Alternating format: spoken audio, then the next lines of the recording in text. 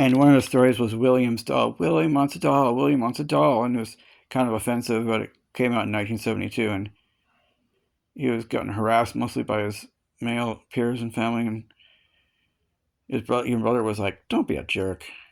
And then, of course, his grandma ended up getting one, but because it doesn't take a brain surgeon to find that fathers take care of their children too, even in the 70s. And but that idea didn't really gain the momentum it needed. I don't know, not that many years ago, they came out with baby dolls that said "Mama" and "Daddy." I don't know when the first one came out.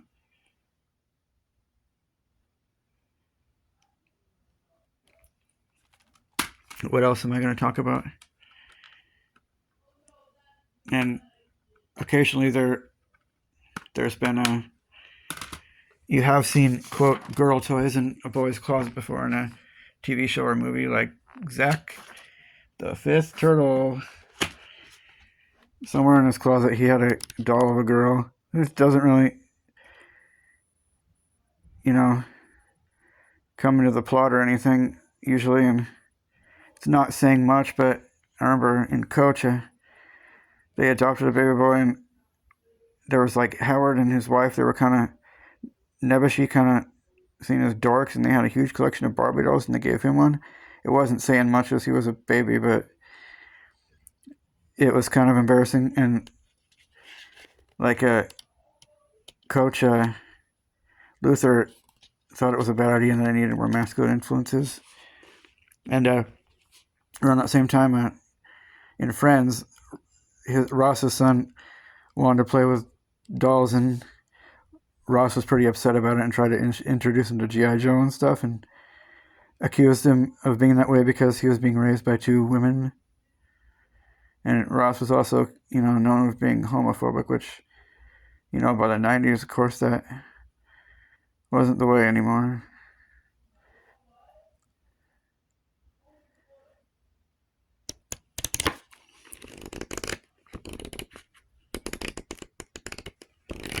Now, okay, let's just look at the Teenage Mutant Ninja Turtles. Imagine they're also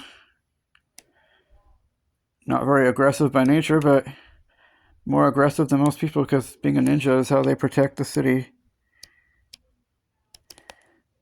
Imagine if Splinter was like, if you were teenage girl turtles, there'd be a lot of gossip and relational aggression, and you would ghost Shredder and his mutants. Now, some shows, even older ones, were less stereotypical than others. Alf, for example, the family, but not Alf is the one who made all the offensive comments, the abrasive, bigoted one. But I don't remember Lynn ever saying anything about how boys were immature or creeps or anything. She'd blame herself if a boy didn't like her, and she found nice guys, decent nice guys she'd go out with. And the only thing I remember saying at all was one time when Alf was driving and he was trying to hide from the people at the office. He's like, well, you know how women drivers are.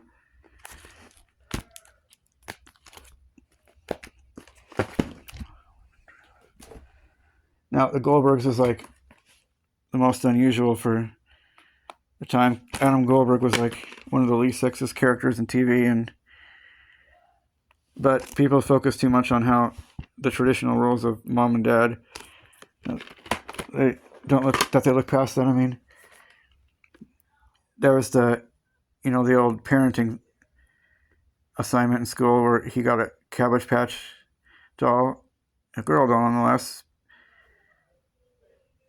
and it did show the trope of her being more maternal or more parental and more love and doing a better job taking care of the baby, and him wanting to go to the arcade and blow off some steam once, but he kept it apparently, and he showed up with it to try and woo that girlfriend back later, and him and Adam got a harp-shaped locket on their birthday, and Adam couldn't care less if his girlfriend fought his fights for him or if he didn't drive and she drove him, and Bev, none of them ever talked. They talked about him having to take care of her when she's older, and they never seemed to talk about how Erica should be taking care of them because she's the girl. She'd be doing better, and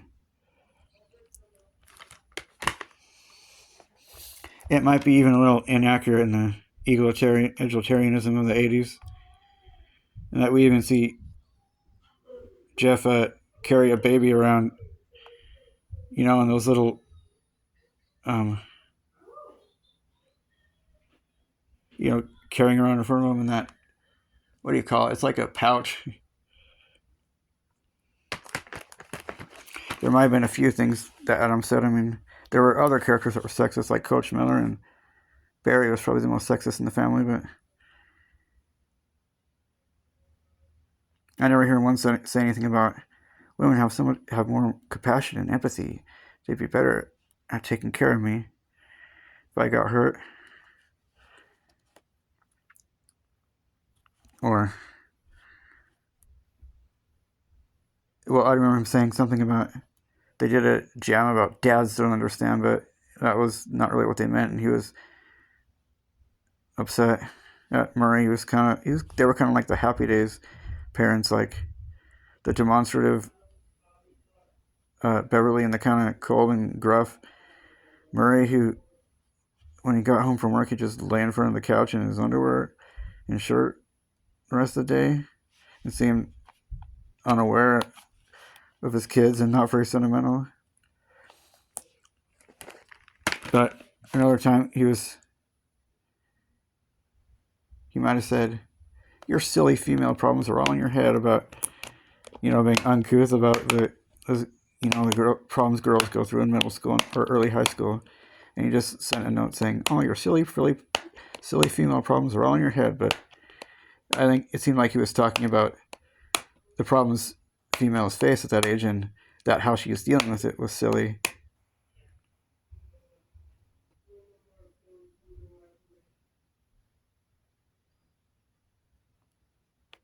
Okay. Now, like and subscribe.